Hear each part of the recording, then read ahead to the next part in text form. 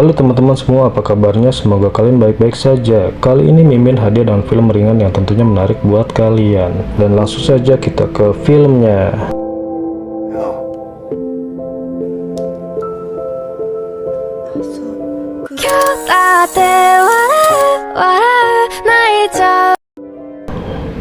Di awal cerita, kita akan diperlihatkan pasangan suami istri. Di sini kita sebut saja mereka Pak Dadang dan Sri. Mereka berdua terlihat sedih. Perusahaan Pak Dadang yang ekspor keong sawah bangkrut karena habis ditipu oleh anak buahnya sendiri. Pak Dadang harus menanggung hutang yang sangat banyak. Sekarang mereka sudah tak punya apa-apa. Pak Dadang sudah tidak bisa lagi membahagiakan istrinya. Jangankan bahagiain Sri, untuk uang bulanan saja nggak sanggup. Sri yang tiap hari biasanya pesan paket jadi nggak bisa lagi.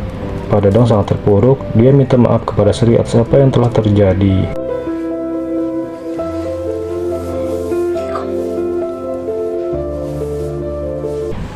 Lalu, di esok harinya, sambil menikmati kopi pagi ini, Pak Dadang tak tahu lagi apa yang harus dilakukan untuk mencari uang. Biasanya jadi bos di kantor, sekarang pengangguran. Mau ngojek nggak ada motor, mau dagang cilok boro-boro nggak tahu bikinnya, apalagi nggak ada modal.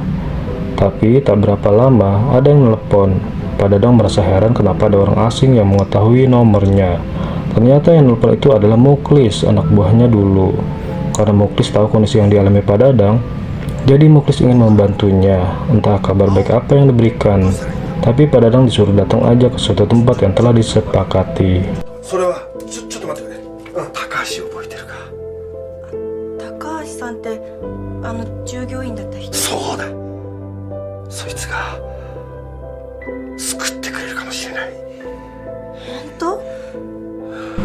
Satu jam kemudian segera mereka pesan Grab. Mereka tak ingin Muklis menunggu.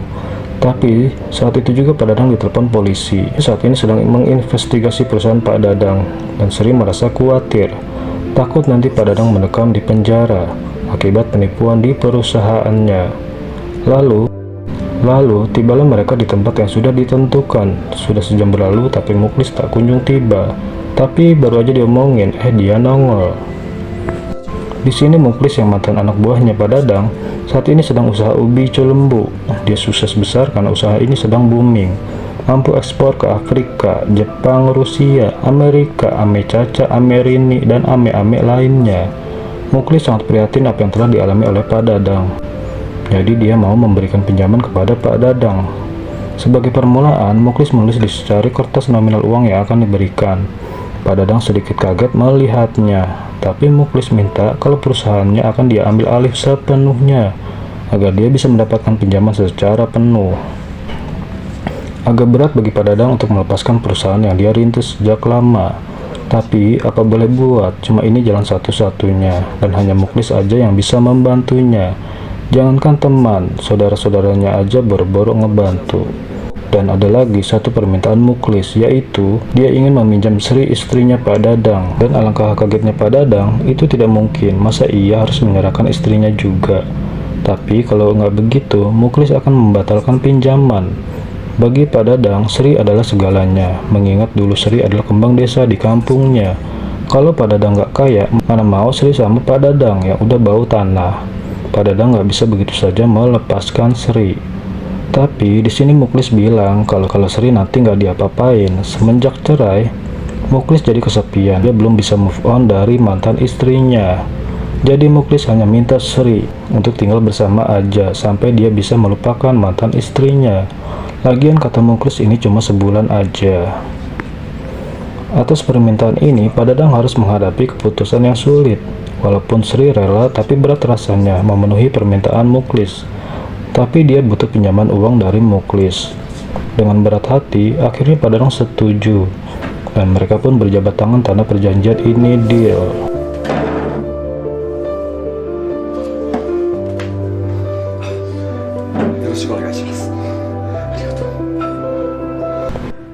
Lalu esok harinya, Pak Dadang dan Sri menemui Muklis di rumahnya. Rumah yang begitu besar dan mewah. Tak menyangka Muklis yang mantan anak buahnya Pak Dadang bisa sukses seperti ini, padahal cuma jualan ubi Cilembu. Hatinya Pak Dadang masih saja gusar, tak percaya telah mengambil keputusan ini. Jangankan sebulan, sehari aja nggak ketemu Sri, rasanya kayak nggak ketemu setahun. Jadi untuk merayakan hari ini, Muklis minta Pak Dadang untuk tinggal sehari aja di rumahnya. Hitung-hitung melepas kangen untuk terakhir kalinya sebelum Sri benar-benar tinggal di rumah ini.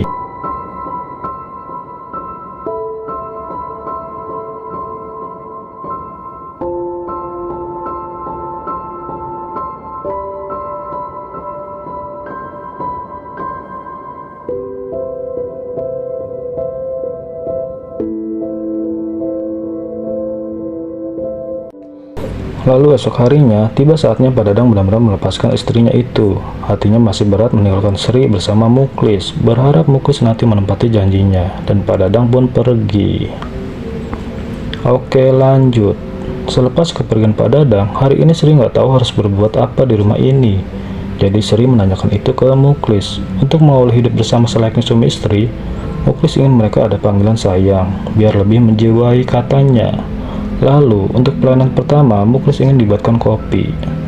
Sampai di sini, tak ada perasaan yang aneh di hati Sri. Sri melihat Muklis masih terlihat sopan, tapi tetap saja, pikiran buruk menghantui kepala Sri. Dan selayaknya istri yang soleha, Sri mulai dengan pekerjaan rumahnya, dari nyuci baju, nguras bak mandi, nyapu, ngepel, ngelap kaca, masak, angkat galon, benerin genteng, benerin pompa air, sampai masang keramik. Semua beres dikerjakan oleh Sri. Dan untuk masakan pertamanya, Sri hanya buatin Indomie goreng, karena ada cuma itu aja. Maklum, Muklis tinggal sendiri, nggak ada yang belanja buat kebutuhan dapur.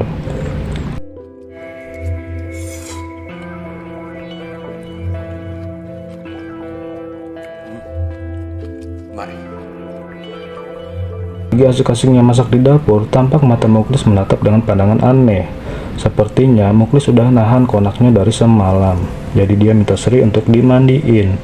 Alasan pengen nostalgia ketika dulu pernah dengan istrinya. Dan pikiran buruk di kepala Sri akhirnya benar-benar juga. Muklis mulai berbuat nakal.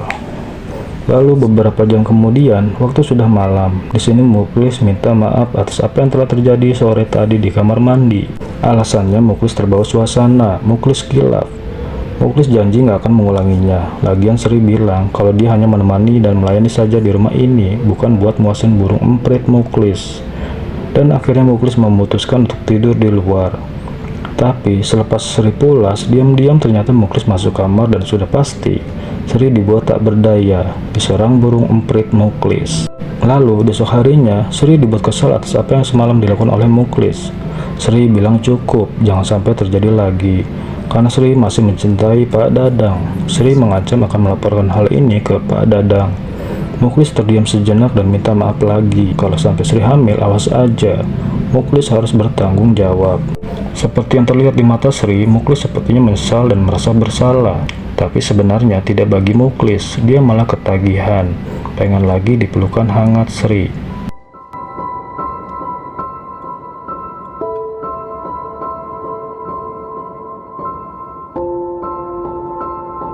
Lanjut, tiba di malam harinya, waktunya tidur di kamar. Sri nggak mau kejadian semalam terulang lagi. Jadi Sri minta Muklis untuk tidur di kamar, biar Sri tidur di luar aja. Tapi Muklis menolak permintaan Sri itu, biar Muklis aja yang tidur di luar. Sejam kemudian Sri nggak enak melihat Muklis tidur di luar. Mengingat ini kan rumahnya, jadi Sri minta Muklis tidur di kamar aja. Tapi lantaran di luar banyak nyamuk, Sri jadi nggak bisa tidur. Nyesel juga nyuruh Muklis tidur di kamar. Maksud hati, Sri ingin tidur bersama di kamar. Ya tidur aja, jangan aneh-aneh. Tapi kepergok Muklis yang emang dari tadi nggak bisa tidur, mikirin apem anget Sri. Jadi Muklis minta mereka berdua bercocok tanam aja. Muklis janji sebagian utang Pak Dadang nanti akan Muklis anggap lunas. Muklis bilang, lagian cuma ujungnya aja kok. Jadi ya udah Sri mau. Beberapa hari kemudian, kali ini Sri merasa nyaman tinggal di rumah Muklis. Sri menyadari Muklis telah memberi arti dalam hidupnya dibandingkan dengan Pak Dadang.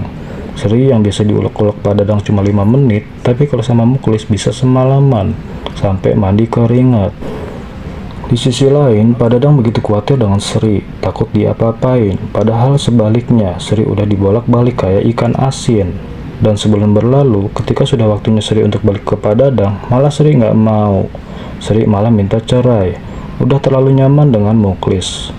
Dan ternyata, sejak Muklis masih jadi anak buahnya Pak Dadang, Muklis emang udah kesemsem sama Sri, istrinya bosnya itu. Segala cara akan dilakukan untuk mendapatkan Sri. Perusahaan Pak Dadang yang bangkrut sebenarnya emang udah jadi ulah Muklis. Dan film pun selesai. Terima kasih yang udah mengklik dan nonton video ini. Mimin ucapkan banyak-banyak terima kasih. Jangan lupa like dan subscribe biar nggak ketinggalan video-video menarik dari channel ini. Akhir kata, bye-bye. Arigato.